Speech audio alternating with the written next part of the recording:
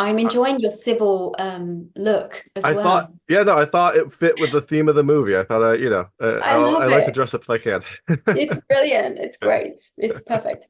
Um, Hopefully I'm not dressed like this. Hopefully I don't meet you on the table. Hopefully, we'll meet in person at some point, but I we'll see. know. Watch out. I wouldn't want to meet me either.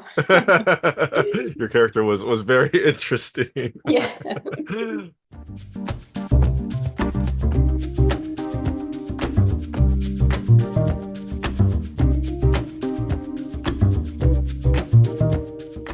Hey everyone, it's David Stark from Watcher Pass. Today I'm talking to Rebecca Calder of Broken Bird, which is coming to UK cinemas on August 30th, 2024. I'm going to talk to her right now, and while you're watching, if you can like and subscribe to this channel, that would be fantastic. I'll spread a lot. Thank you. Thanks so much for joining me today. I've got Rebecca Calder, the star of Broken Bird, which is coming to UK cinemas on August 30th, 2024. It is a strange, unsettling, but also kind of like whimsical and fun horror thriller. It has a fantastic cast, a really great style, and some shocking twists along the way. A lot of those twists are because of Rebecca's character, so I'm very excited to talk to you, and thanks so much for joining me. Thanks for having me. Yeah, it's interesting to hear you say those things. Yeah, it's strange because it is a very like dark and sad movie, but then there's this music at the back that kind of like keeps it feeling a little bit light, and then also these scenes that happen in your character's head that are also just like lovely. They're like beautiful, like Yeah. bright scenes in the middle of all this darkness. Yeah, the sort of fantasy element. I love that. And I like that you said that it's fun because it is quite a fun watch, I think, as much fun as you can have watching horror. There's some humor in there and yeah, and I think the music really helps elevate those moments. Emily Rice is the composer and she just did a brilliant job. I love it so much. I think it's really playful and interesting. Yeah, yeah, for sure. You kind of need it, right? Especially early on when you don't have a lot of those scenes, you kind of like there's a little undertone. They're like, okay, maybe this is a little bit more fun than I expected it to be, given the subject matter of Yeah. what's happening. Yeah, exactly. Yeah. So, first question, like, how did you get involved in this? How did this script come across your desk, and why? Why did you agree? Yeah, I mean, the why is interesting. I often play these really dark, kind of macabre characters. My nickname in my family is Goth Ghost, actually. They're always like, you're such a goth ghost. Because I am sort of drawn to that world and the darkness and yeah, and I suppose I got sent it by a casting director called Des Hamilton, who cast this movie, who's pretty prolific. And so I knew it was going to be good because it came from Des's office. And I read it and I just fell in love with it. And I had very little prep time. I auditioned for it on tape. I was shooting something for Hulu at the time. I was in Cardiff and yeah, and I sort of crossed my fingers and hoped it would be enough. And yeah, and then I did a Zoom with Joe and Zoe and I got offered the job.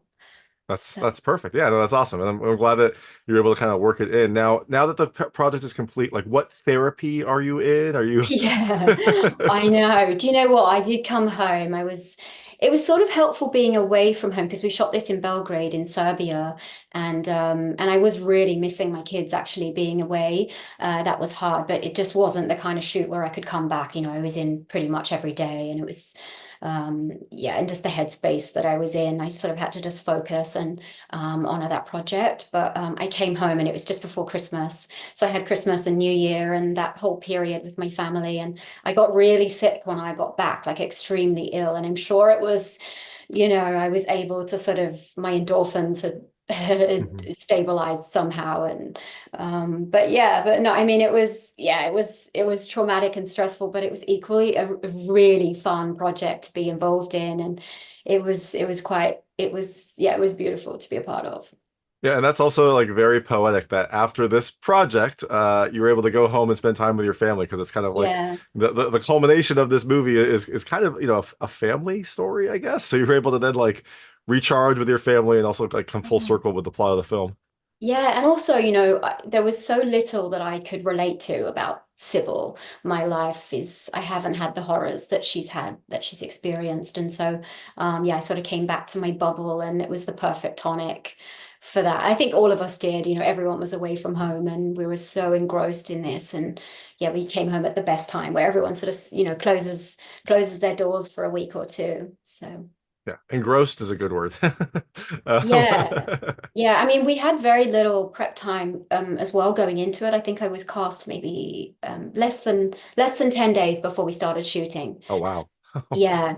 And you know, that first week of that was uh, prep for everyone, all the departments, costume, makeup, and some rehearsal time with the director. So it was just, yeah, all systems go, let's do this, just eat, sleep, live that project. Yeah, and so you said that you're not like Sybil, thankfully, I guess, and also that you didn't have a ton of time to prep. How did you transform into Sybil? Because Sybil was a character, like she was, Yeah. so unique and so, I don't know, different than a lot of the other movie characters I've seen. So how did you like transform into her given the limited time? Did you just think about her? Did you cry a Yeah. lot? I don't know. There was so much I had to think about that week leading up to it because from the first day of shooting, we're not shooting linear, so you've got to be ready from the first scene that you shoot. I really thought about her physicality for this. I wanted her to be different from how I would be, and there was a rigidity to her and her walk, and certainly her aesthetic. She was very well presented, like you are today, in a tie, white shirt, black jacket. That was sort of her uniform look. But I wanted to think about sort of layering, this blunt, extreme fringe was something that I thought of very early on when I read the script, and I brought that to the makeup designer, Maria Stozic, and she just ran with it. And I thought about Javier Bardem in No Country for Old Men, and I just loved the because there's a similar quality of like the stillness with Sybil, but having something severe around the face, I think helped. And so it was just layering the physicality, the visual, her voice. Her voice came to me early on, actually. I auditioned with a Geordie accent, and she wasn't written as a Geordie. So all those things really helped to sort of mold, sculpt who I wanted her to be.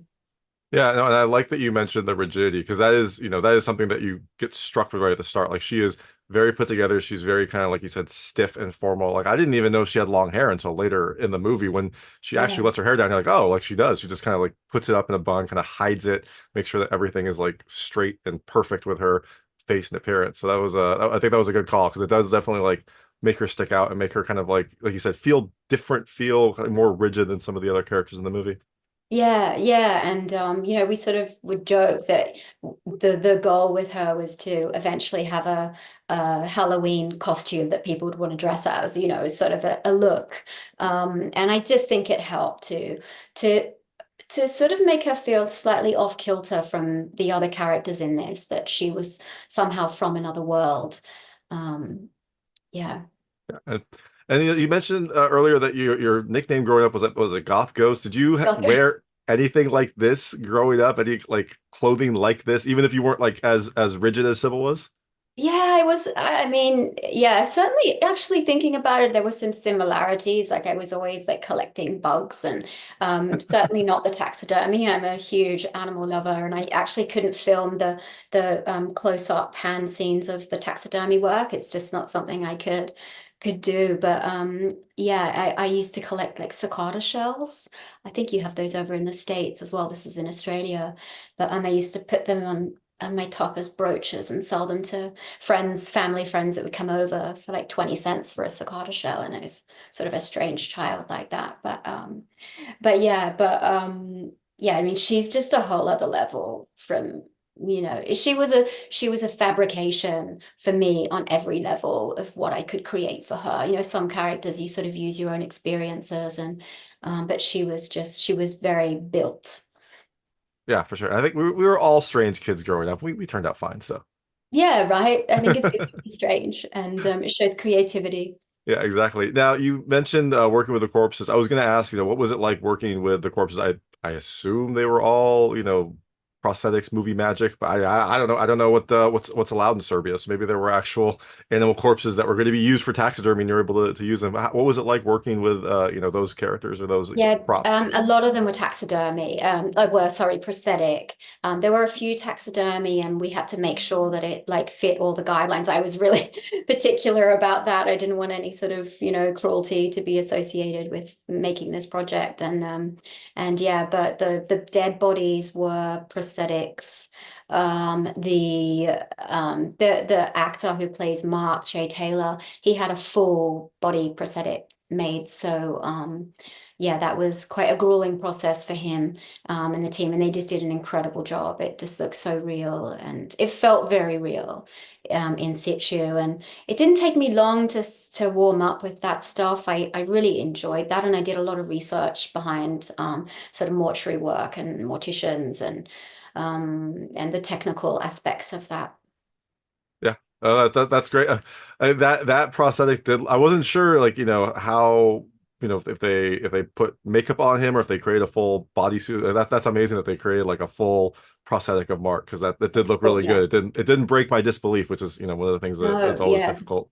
like a doppelganger. I mean, the two of them there side by side. And I think as well, it made it easier with some of the more sort of intimate regions of the body because I was able to treat it as I would a dead body. There was no sort of, is this okay? I didn't have to worry about that. I was just in the headspace with it. Yeah, no, that makes perfect sense. Now, your character it has, I'll say iterations. Like you've got, the mortuary you, but then there's the whimsical fantasy character as well. How did you prepare for that? And how did you change your headspace to do those different characters? I mean, it probably helped because your outfit was different, your makeup was different, the look was different. But well, you had to go from like rigid Sybil to kind of like more fun, whimsical Sybil. How did that happen? I mean, it was so great. Being able to do that, being able to swing from one extreme to another was just brilliant. And found those moments as well. The actors on this project were great to work with. And any of those I think most of the fan scenes are with Jay Taylor, with Mark. It's been a while since I've watched it. I've watched it once, but yeah, it was just yeah, I mean, the director, Joe Mitchell, was just so passionate about Sybil. She was like the Bible of Sybil, and I could go to her with any questions, and she was so detailed. And we were able to kind of really craft out what we wanted to do in those moments. And yeah, I think the aesthetic really helps the change of how she sort of wishes she could be, how she sees herself. She almost feels quite asexual in her real life, and then in these moments she suddenly transforms into this woman that she would love to be. And so yeah, it was fun and equally silly. There were some moments that we shot that were kind of, I was like cringing. I think you probably are aware of one in the mirror. But it was funny, and the boom operators, but we were all just having such a good time. So Yeah, and you kind of need those happy moments in a movie that deals with such kind of like strange, dark subject matter. So that must have been a nice like moment of levity, a moment of relief in the filming. yeah, it was. And I think the crew was so good. They were so just they were amazing to work with, and so respectful of those moments that were challenging, and deep emotional parts of the script where I would step onto set and there was just a silence and a respect for everyone involved, and we were just able to dig deep and make something beautiful. So And speaking of making something beautiful, were you able to take home any of the mementos from the shoot? I don't know, like a body part or a taxidermy animal, or did those all go back to the prop department? no, they all went back. I believe as well. Even the prosthetic parts were stayed. I half thought I could, because the fringe, I could have taken bits of the fringe, to take home. But there was something really cathartic for me to take that off at the end of every shoot day, and then I didn't take Sybil home with me, and I was able to kind of decompartmentalize my life somewhat. But yeah, I don't think I took anything home from this. Sometimes you do on jobs, but no, I left Sybil at the door. That's good. That's good. Yeah, civils can stay in Serbia. You have the Yeah, memories. yeah, she's in Belgrade happily. But yeah, I mean, there's always a sadness when you finish playing a character that you love so much, and I really adored Sybil. So yeah, I miss her. I miss her a lot. Yeah, well, you can see her in UK cinemas on August 30th, so if you want to revisit that. Yes, yeah, exactly. So I know we have limited time. I'm going to switch to a lightning round. They're just lightweight questions about the film. I want to see how your personal experiences map to things in the movie. Feel free to skip any of them. I won't be offended, but I try to keep them very answerable. Thank you. First question. I think I know the answer to this because you kind of talked about it. Do you have any like taxidermied animals, any stuffed animals, things like that? No, yeah, I just couldn't. I've been a vegetarian for the longest time. My whole family are, my kids are. I love animals, and I was really grateful to the producers that they took such care in how they were able to film those scenes. And yeah. That makes perfect sense. Have Sybil's character writes poetry? Have you ever written poetry? I do write, and I'm writing at the moment. But yeah, as a kid, I used to write songs and, in my room and diarize. I remember when my goldfish died, I wrote deep, beautiful poems about my goldfish. But yeah, I don't so much anymore, really, with poetry.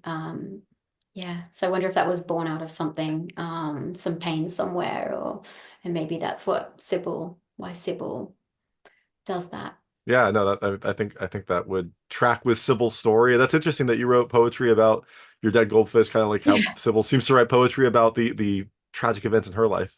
Yeah, yeah, I mean, her life is just, you wouldn't wish that on anyone. So, I think, she's quite remarkable to have lasted as long as she has with her own sort of, um, yeah, vulnerabilities. Yeah, So, for sure. And, so in this movie, a motorcycle plays a key role. Have you ever ridden a motorcycle or motorbike in the UK? uh, I once auditioned for, it was a commercial a very long time ago, early in my career, and the question was, can you ride a motorcycle? And I said yes. And then ended up booking the job, and we shot in Sicily, and I got there and I just had to own up. And actually I owned up before we went there, but they sent me for like a day motorcycle training, and I crashed the instructor's motorbike quite badly. It was going really well and he was like, great work. And I turned my head, and as I turned my head, the bike kind of turned Oh, the with. motorbike. Yeah. Yeah, Oof. so but yeah, I'm sure I would be fine. I have good balance. I'm quite sporty, but I haven't revisited that since. Well, at least you were able to walk away. At least no one was hurt. That's the best kind of motorcycle accident. Yeah, but yeah, moral of the story, don't tell fibs. Gets you in trouble. Well, you got the job, so. Oh, it was lovely, but So this film, Sybil's job is a little bit strange. She's a mortician in this movie. What is the strangest job that you've had? I've had so many jobs early in my career. I worked like three jobs at a time to support being an actor. Um, the weirdest job. My other half had a really weird job. He became a grave digger because he was Oh, playing grave digger, and so he's a director now, but he was an actor once upon a time, and he actually got a job at Highgate Cemetery to become a grave digger, which I just was in awe of. So I've never gone that far, but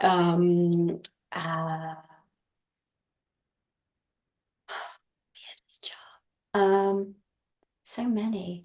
I worked backstage for Sadler's Wells Theatre for a long time, working with ballet companies, and I worked with some amazing like prima ballerinas, and I would dress them and do their hair and do different things, and that got pretty weird and wonderful. It was quite a stressful experience, and I think it was good grounding for becoming an actor.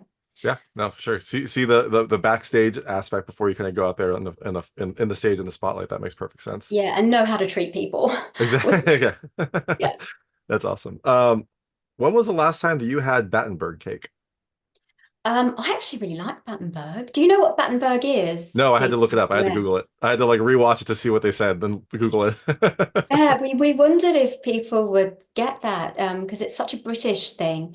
Um, Not since the shoot. I haven't had it since the shoot. I was sort of having sneaky bits because they recut the slices. And James Fleet actually had to bring out the Battenberg with him because he was flying back and forward, and they didn't have Battenberg in Serbia, and making it wouldn't have been quite right. So he was able to bring out some Battenberg with him. I'm glad that you're able to enjoy that little slice of home while you're out in Yeah, Serbia. delicious. Yeah, delicious.